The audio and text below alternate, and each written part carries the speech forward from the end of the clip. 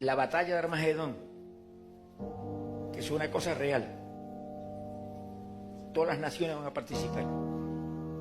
Porque cuando en los primeros 3 años y medio las naciones se van todas con el anticristo y al anticristo le da una orden de invadir Israel, todos obedecen y acampan en el valle de Armagedón. Por eso es la batalla de Armagedón. Están ahí todos los ejércitos,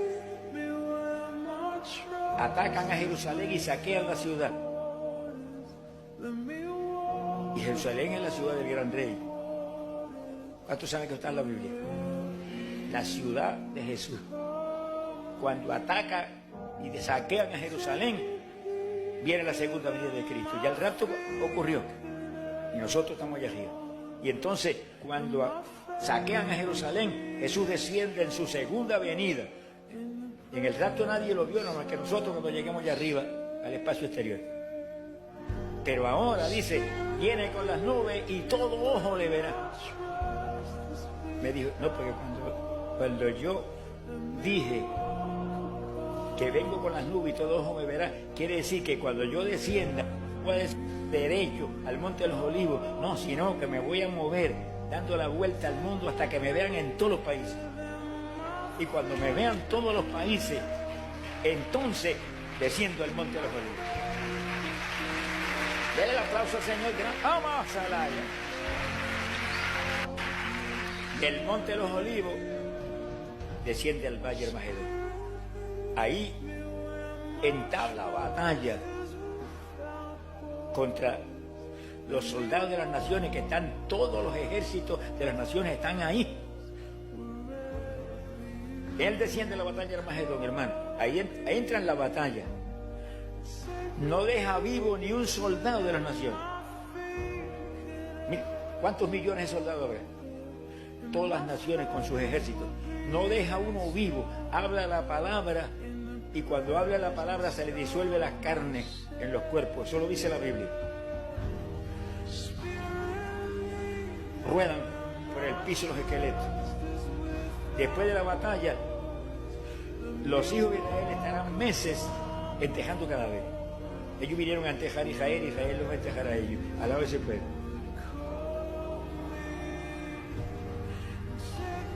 ¿Qué silencio? ¿Qué le pasó?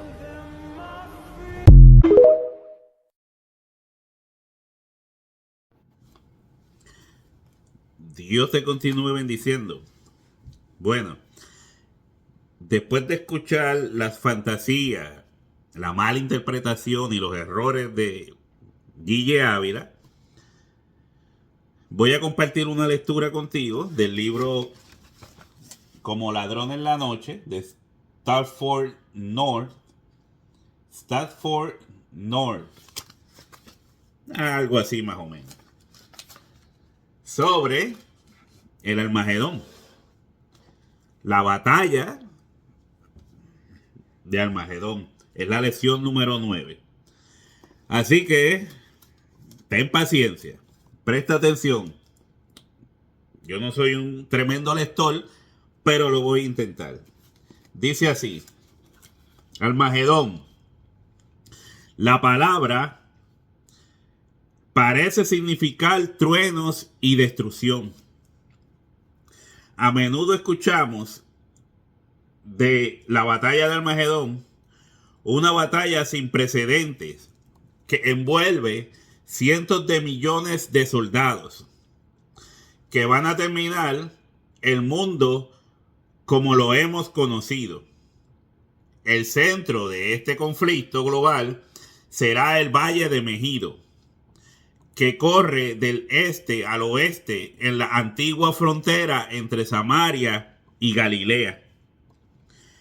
El libro de Hal Lindsey de 1980, Countdown to Armageddon, presenta esta idea. En sus propias palabras, Lindsey escribe: la gran y final batalla conocida como Armagedón conlleva la destrucción de una tercera parte de la población en la Tierra por un holocausto nuclear, suceso que va a ocurrir durante la vida de los que ahora viven en la Tierra. De el 1980, Countdown to Armageddon, página 98 y 181. Por eso es que vemos a Gary Lee, Gambito, el Eduardo Gutiérrez, siempre hablando de una guerra nuclear y que por no mandarle besitos a Israel, Dios te va a condenar y te va a tirar las bombas atómicas encima. Si hay guerra, no hay guerra. Guerra siempre han habido. Pero ellos dicen, no, estos que no le tiran besitos a Israel, el juicio de Dios viene sobre ellos. Así que, seguimos. ¿Será verdad que la Biblia enseña tal perspectiva? ¿Será con una gran batalla entre los rusos, los chinos y otros que se acaba con el mundo en nuestros días? ¿Realmente qué enseña la Biblia de Armagedón? Dice un estudio de Apocalipsis 16:16, donde se habla de Armagedón, un solo versículo en la Biblia. En toda la Biblia usa la palabra Armagedón. Si este pasaje no enseña lo que reclama Lindsay o Gille Ávila y otros, entonces también es incierta su interpretación de otros pasajes que según ellos trata de tal batalla. Primero, vamos a leer Apocalipsis 16 del 13 al 16 y dice así. Y vi salir de la boca del dragón y de la boca de la bestia y de la boca del falso profeta 3 espíritus inmundos a manera de ranas, pues son espíritus de demonios que hacen señales y van a los reyes de la tierra en todo el mundo para reunirlos a la batalla de aquel gran día del Dios Todopoderoso. He aquí, yo vengo como ladrón. Bienaventurado el que vela y guarda sus ropas, para que no ande desnudo y vean su vergüenza. Y los reunió en el lugar que en hebreo se llama Armagedón. Acuérdese que Apocalipsis 16 es el único versículo en la Biblia que usa la palabra Armagedón o Armagedón con H, como aparece en algunas versiones. El pasaje sí habla de un encuentro de guerra en un lugar llamado Armagedón, lo dice. Pero eso es prácticamente todo lo que sabemos. Todos los detalles en la presentación de Hal Lindsey, un dispensacionalista, de la batalla son sacados de otros textos que nada tienen que ver con Armagedón. O sea, es una mezcla de textos para crear esa hipótesis. Pero según tienen relación. O sea, él cogió textos de aquí, como hacen con el anticristo. Cogen, sacan de aquí, sacan de acá, sacan de acá y crean un Frankenstein. De ahí crean una teoría, hipótesis, teoría, que luego la llaman palabra profética de Dios en labios de ellos. Primero vamos a considerar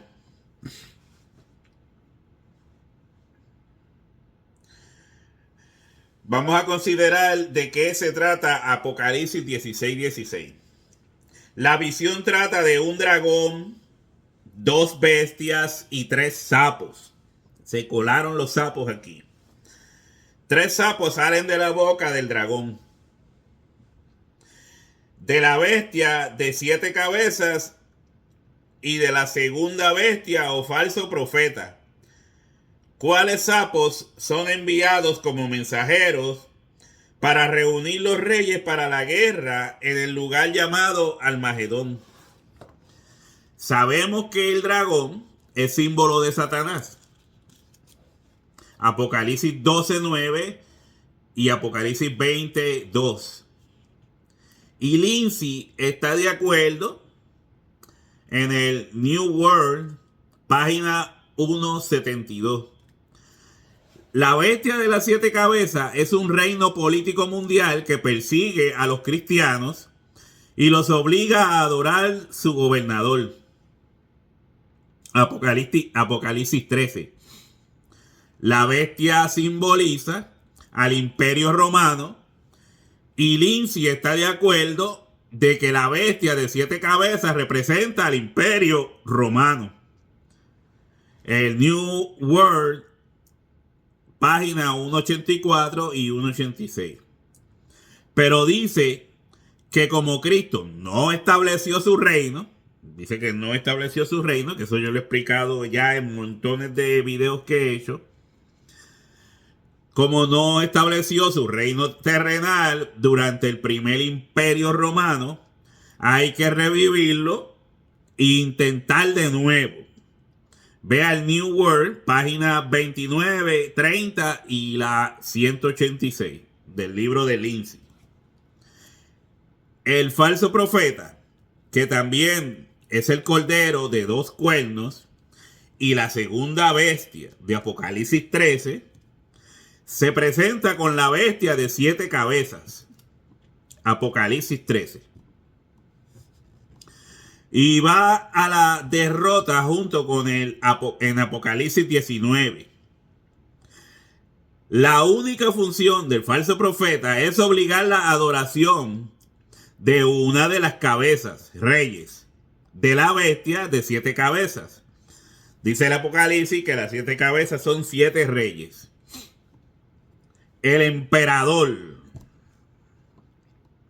Lindsay reconoce correctamente esta función en New World, página 192 y 193. Pero por convertir la bestia de 7 cabezas en un imperio romano revivido, o sea, no el imperio romano del primer siglo, un imperio romano en el futuro, como si reviviera, se ve obligado a aplicar la obra del falso profeta del siglo XX en vez del primer siglo. Ya hemos estudiado en la primera lección los errores de atrasar estas profecías para el futuro. Observe que los principales personajes en nuestro texto son simbólicos. Preste atención. Es decir, representan o figuran otra cosa, no como usted lo está leyendo. Satanás es un dragón. El imperio romano es la bestia de 7 cuernos. El que obligaba la adoración del emperador es la bestia de 2 cuernos o falso profeta, y los mensajeros son sapos. Por lo tanto, el pasaje es muy figurativo.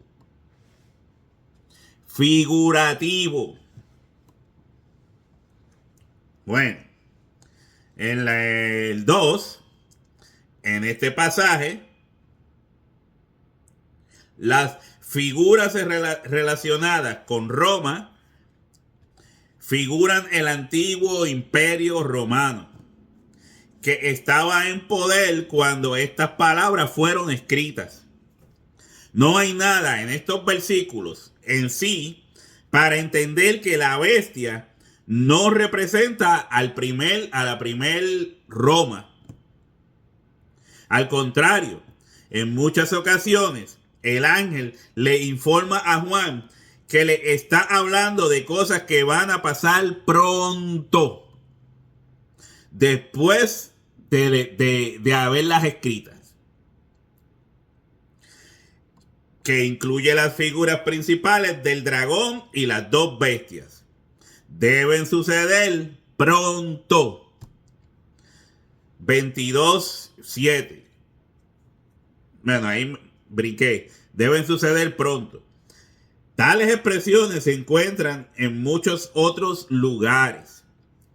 El tiempo está cerca, Apocalipsis 1:3, para mostrar a sus siervos las cosas que deben suceder pronto, Apocalipsis 22:6. He aquí vengo pronto, Apocalipsis 22:7. Y me dijo, no selles las palabras de la profecía de este libro, porque el tiempo está cerca, pronto, cerca. Apocalipsis 22:10. He aquí yo vengo pronto. Apocalipsis 22:12 y 20. Es que el mensaje principal del libro de Apocalipsis sucedió pronto después del escrito. Todo esto le cae perfecto si la bestia representa al primer imperio romano. Pero está errado si se trata de un imperio revivido unos 2000 años después. Porque pronto, cercano, no pueden ser más de 2000 años después. Eso no cabe en una cabeza que piense correctamente. Eso es incorrecto, eso no cabe. Así que los versículos anteriores a la mención de Armagedón, entonces habla de Satanás y sus dos socios, el imperio romano por uno de sus reyes y el que obliga el culto al emperador. Ahora, ¿qué hacen estos tres? Envían mensajeros a los reyes en las provincias del imperio. Estos mensajeros aparecen en la visión como sapos. Llevan el mensaje de reunirse a la batalla de aquel gran día, o el gran día de Dios. Y los reunió en lugar que en hebreo se llama Armagedón. Vamos para la otra. El 3. El pasaje presenta la unión de fuerzas para ayudar al imperio y el culto al emperador.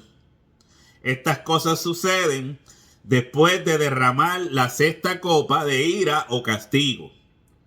Todas las 6 copas del 2 al 16 son castigos dirigidos en contra del imperio romano por perseguir a los cristianos.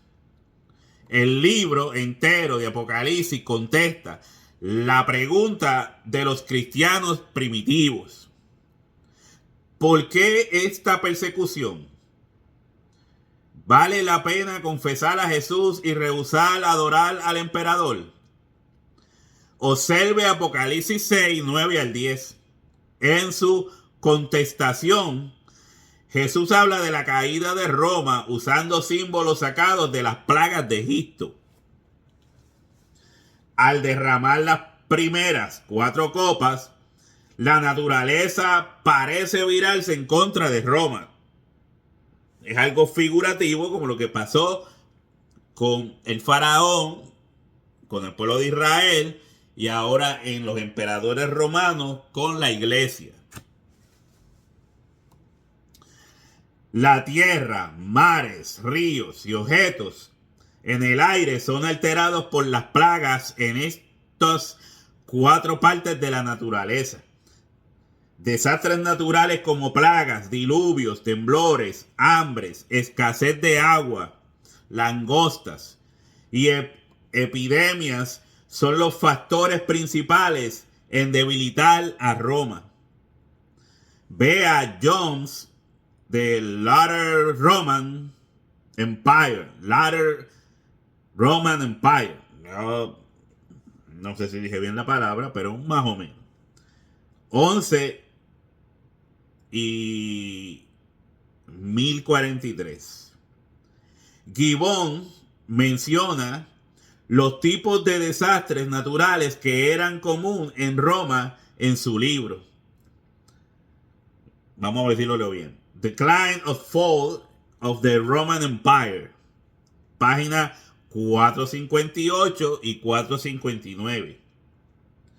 La quinta copa trae oscuridad. Pero los del reino de la bestia no se arrepintieron de sus obras. Está relacionada, oscuridad, relacionada con arrepentimiento. ¿Cómo se explica esto? Vamos a ver. dando a entender que continuaron sus actos inmorales, oscuridad moral, en Roma. De ahí hablamos, esa oscuridad era lo que había en la cabeza de ciertos emperadores como Calígula, que convirtió Roma en un prostíbulo y en un salpo afuera, orgías, y en eso era lo que había en la mente de ellos, y Roma se vivía envuelta en todo eso. La corrupción del gobierno y la poca moral era el segundo factor de su caída. Jones, Roman Empire, página 155, 163 y 168. Derramar la sexta copa causa que grandes multitudes de soldados crucen el río Éufrates para atacar. Como Roma nunca pudo conquistar de manera permanente el área más allá del río Éufrates, este río era considerado como la frontera este del imperio. Al cruzar el río, grandes multitudes de soldados, entonces simboliza los ataques al imperio por los bárbaros. El factor más importante en la caída de Roma fueron los bárbaros. Roman Empire, página 1025, 1031 y 1068. Con la figura de las 6 copas derramadas en el reino de la bestia, entonces Juan profetiza la caída del gran perseguidor de la iglesia y da una idea clara de cómo Dios lo iba a llevar a cabo su derrota. Va a debilitar a Roma por desastres naturales, por oscuridad moral de su propio liderato, y por final levantar enemigos en su contra como los bárbaros. Nosotros sabemos que cuando los emperadores se volvían locos y hacían cosas terribles, metían el imperio en una oscuridad terrible. ¿Qué hacían los senadores a veces? Tenían que matar al emperador. Cada uno agarraba un cuchillo y metía tipo cárcel. Cada uno tenía que darle una puñalada. Así que seguimos. ¿Dónde me quedé? Con la figura de las 6 copas derramadas en el reino de la bestia, entonces Juan profetiza la caída del gran perseguidor de la iglesia y da una idea clara de cómo Dios lo iba a llevar a cabo, su derrota. Se lo leí. Va a debilitar a Roma por desastres naturales, por oscuridad moral de su propio liderato y por final levantar enemigos en su contra como los bárbaros. Esto es exactamente como el imperio cayó. Empezó poco después que se acabó de escribir el libro de Apocalipsis y finalizó a la mitad del quinto siglo.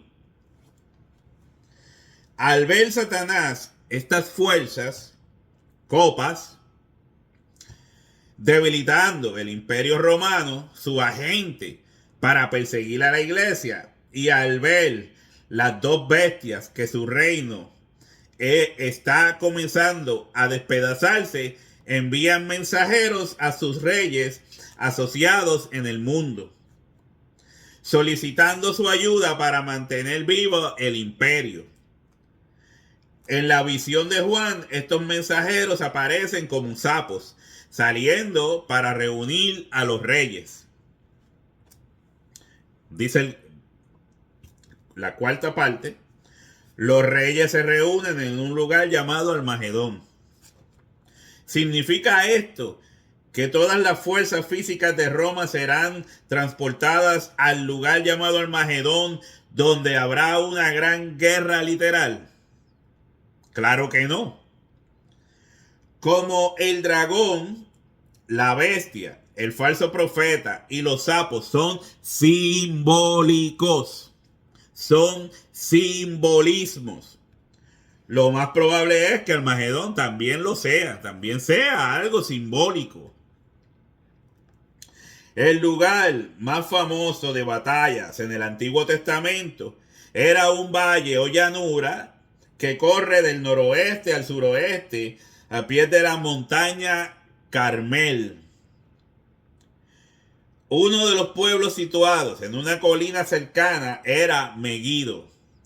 El término Armagedón realmente significa la colina de Megiddo. Pero los eruditos concuerdan que se refiere más bien a los alrededores de Megiddo. Inclusive la llanura de Esdraelón, que corre del noroeste al sureste, alrededor de la montaña. Esta área era muy importante en la historia de Israel, tanto que su mismo nombre era sinónimo de batallas decisivas. Era aquí donde Débora y Barak derrotaron Sísera, Jueces 4:5, donde los 300 de Gedeón derrotaron a miles de madianitas, Jueces 7:1, donde Saúl y Jonatán murieron en manos de los filisteos, Primera de Samuel 31:1-6, y donde los reyes Ocosías y Josías murieron, Segunda de Reyes 9:27 y 23:29. No hay otro lugar en Israel que guardaba tantas memorias de batallas decisivas como Waterloo, Pearl Harbor, Normandy. Nos recuerdan momentos difíciles en la historia, así Armagedón en la mente judía. Este trasfondo histórico le da un sentido simbólico al término Armagedón, y así es como Juan usa el término. Ya había pronunciado 6 plagas contra Roma, debilitando las fuerzas del imperio. La visión de Satanás reuniendo sus fuerzas para resistir el plan de Dios da a entender que Satanás no va a permitir que su poderoso aliado sea derrotado sin una pelea. La pelea entre Dios y Satanás en Armagedón no es una guerra física cerca de Megiddo, sino símbolo de un conflicto de nivel espiritual. Juan lo presenta, sin embargo, en términos de reunir fuerzas. ¿Dónde van a reunirse? ¿Cómo pudo Juan mejor haber simbolizado la naturaleza culminante de esta confrontación, sino que decir que sucederá en Megiddo? O, en forma de pregunta, en medio de símbolos para Satanás, que es el dragón, el imperio romano, la bestia de 7 cabezas, el culto de adorar al emperador, un cordero con dos cuernos, y los mensajeros, que son los sapos. Y tenemos un símbolo para el lugar de la reunión, que es Armagedón. El uso de este lugar entonces simboliza la naturaleza decisiva del conflicto en que Dios ha dicho que causaría la ruina de Roma, para que Satanás no pueda usarla más para perseguir a la iglesia. Satanás se esfuerza para evitar su caída, simbolizada por reunir los reyes. Homer Hiley, en su Commentary of Revelations, concluye su interpretación de Apocalipsis 16, 13 al 16, por decir, esto dice Homer Hiley: en vista de estas batallas de significado histórico, concluimos que Juan usó la palabra de manera simbólica para descubrir una gran batalla espiritual y decisiva entre el ejército de Satanás y las fuerzas de Dios, cual batalla determina la suerte de cada cual. Esta batalla fue peleada y ganada por el Señor en una derrota total del Imperio Romano y el paganismo que Roma representaba. Esto lo puede ver en la página 19, 11, 21.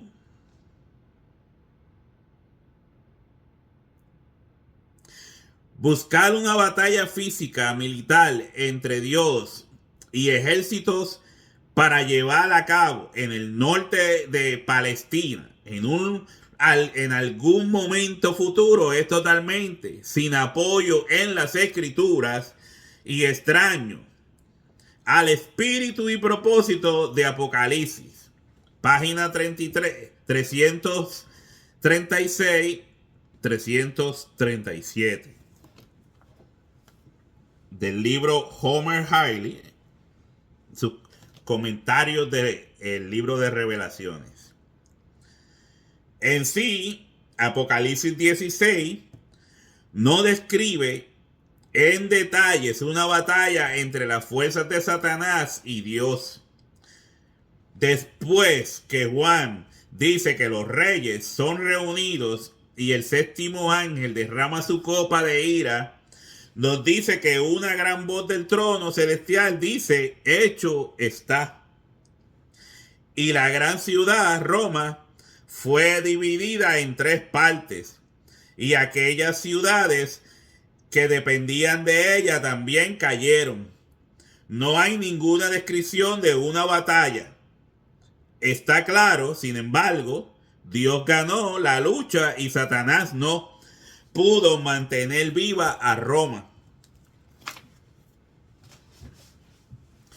Los capítulos 16 y 18 de Apocalipsis regresan al tiempo antes de la caída de Roma para presentar o simbolizar la ciudad de Roma como una ramera que ha seducido sus reyes amantes para que persigan a los santos, a la iglesia.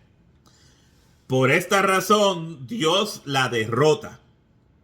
El próximo capítulo 19, Apocalipsis, cuenta de nuevo esta historia con los mismos símbolos del capítulo 16, pero añadiendo que Cristo viene en un caballo blanco para atacar a la bestia, Imperio Romano, y el falso profeta, culto que adora al emperador. El capítulo 19 ofrece más detalles que el capítulo 16, con Cristo derrotando a las 2 bestias y echándolas en el lago de fuego. Ahora, aquí da unas razones por entender la batalla de Armagedón como simbólico, pero ya eso es lo que he estado hablando básicamente. Por eso puede ver, cuando vea desde el principio, va a ver todas las fantasías que crea Gille Ávila, Hal Lindsey, Pastor Eduardo Gutiérrez, Gabito Rodríguez, Gary Lee. Por eso usted ve que siempre están pensando en guerras, en muerte, en matanzas, en juicios. Por eso usted ve que tienen la mente así dañada. Lo único que piensan es en guerras y en matanzas. Y más si tú no adoras a Israel y le tiras besitos y lo amas y pones una banderita en tu casa de Israel. Y pues pones una banderita, que eso es como protección. Como cuando venía el ángel de la muerte y había que sacrificar un animal y poner la sangre en las casas para que el ángel de la muerte no pasara por allí. Pues ahora tú pones una banderita de Israel frente a tu casa y eso te protege. Porque estos idólatras de Israel enseñan eso. Que Israel es más importante que Cristo mismo. Eso es básicamente lo que yo entiendo que ellos enseñan. Porque dijo que Israel apestaba y ahora se lo comieron los gusanos. Así piensan esta gente. Un rayo le cayó encima en la cabeza por decir que Israel no era el pueblo de Dios. Es una cosa bárbara. Es una cosa bárbara. Vemos estos disparateros enseñando, cogen cosas simbólicas, las hacen literales, porque no saben interpretar correctamente el sentido, hacia dónde van dirigidas. Se inventan cosas y... Mira, vamos a leer un par de razones por entender la batalla de Armagedón como simbólico. Tal vez no lo lea todo, pero un más o menos. La batalla de Armagedón simboliza la lucha entre Dios y Satanás en cuanto a la perdurabilidad del Imperio Romano. Para comprobar que no se trata de una gran batalla militar literal al fin del mundo, ofrecemos las siguientes razones. La primera, el pasaje entero es muy simbólico, utilizando un dragón, 2 bestias y 3 sapos. Como estos personajes son figurativos, es de esperarse que Armagedón también lo sea. En vez de una ubicación actual de una guerra física, el nombre Armagedón simboliza la lucha decisiva entre las fuerzas de Dios y las fuerzas de la maldad. La segunda, su lugar al final del libro de Apocalipsis. Indica que Armagedón es una culminación del conflicto entre Dios y las bestias que Satanás ha utilizado. Apocalipsis fue escrito para animar a los santos del primer siglo, perseguidos mayormente por Roma, porque estos rehusaron dar culto al emperador. Con derramar las copas de ira, Dios está anunciando que pronto comienza el fin de Roma. Y una vez comenzado, nada puede detener el proceso. Aunque tomará un poco de tiempo para que el drama se lleve a cabo, el resultado está seguro. Dios y sus santos ganarán mientras que Satanás, el Imperio Romano y el culto al emperador perderán. Voy por la tercera. La lucha de Armagedón es espiritual y no física, como lo es la batalla entre Miguel y sus ángeles contra Satanás y sus ángeles. Es espiritual. No con espadas, tirándose estrellitas, ni nada por el estilo. Se sabe por el lenguaje que emplea. Observe que la derrota por Dios del Imperio Romano se representa con la imagen de una ramera, Roma, obligada a beber el cáliz del vino del ardor de la ira de Dios. 16-19. Y cayó del cielo sobre la ciudad un enorme granizo.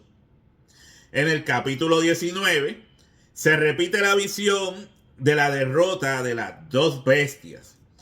Derrotas por el jinete del caballo blanco, cuyo única arma es la espada que procede de su boca. 19-15.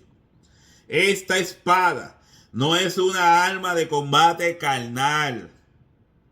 Ahí ya verá, dice que se le derretía la carne en los cuerpos y todas esas cosas.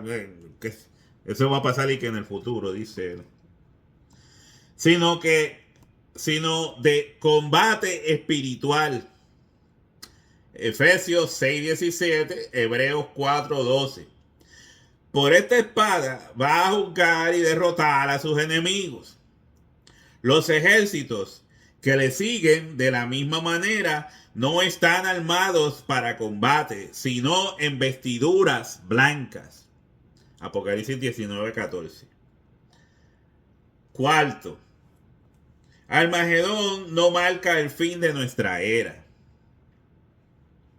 Aún después de llamar los reyes a Armagedón, después de anunciarnos, hecho está, después que la ciudad se divida y después de caer granizo, dice que los hombres blasfemaron contra Dios por la plaga del granizo, 16:21.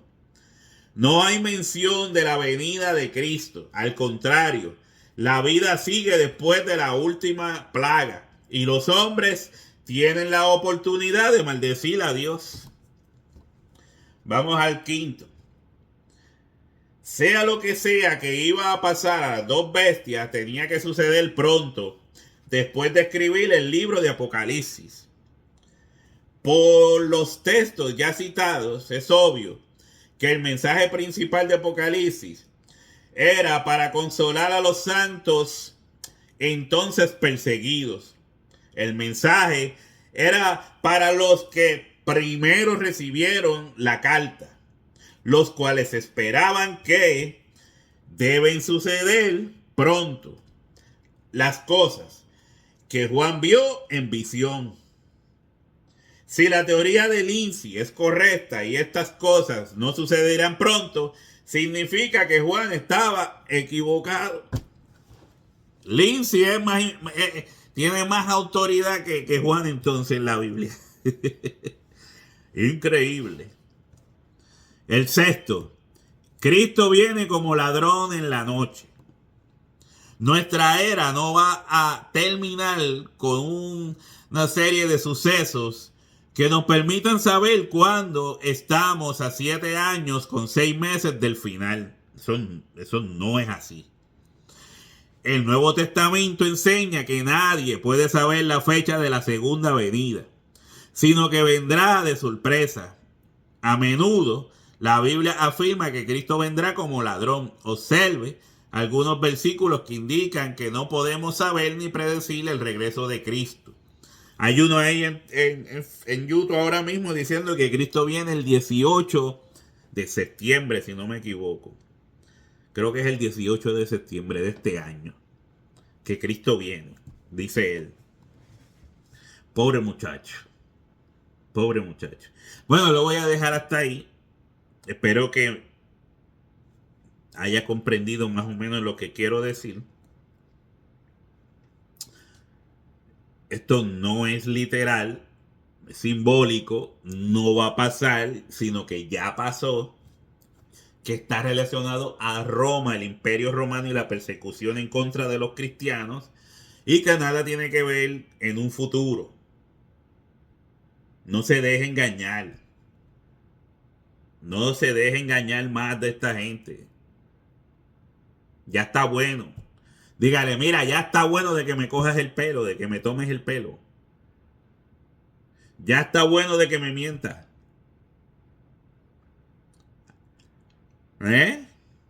Sea valiente. No se deje engañar de esas tonterías. Así que Gille Ávila, con un buen corazón de evangelista, predicador y salvar almas a Cristo, pero muy equivocado en la escatología. Totalmente equivocado. Pero la gente no quiere que se diga la verdad. La verdad hay que decirla. Estaba bien equivocado. Así que sigue estudiando para que pueda llegar a comprender realmente estas cosas. Yo digo, yo no sé por qué los cristianos no me entienden. Me pregunto a veces, ¿por qué la mayoría de los cristianos no me entienden? Me malinterpretan, no me entienden. Entonces, ¿qué está pasando? Esa es la pregunta que me hago. ¿Qué está pasando? Dios le continúe bendiciendo.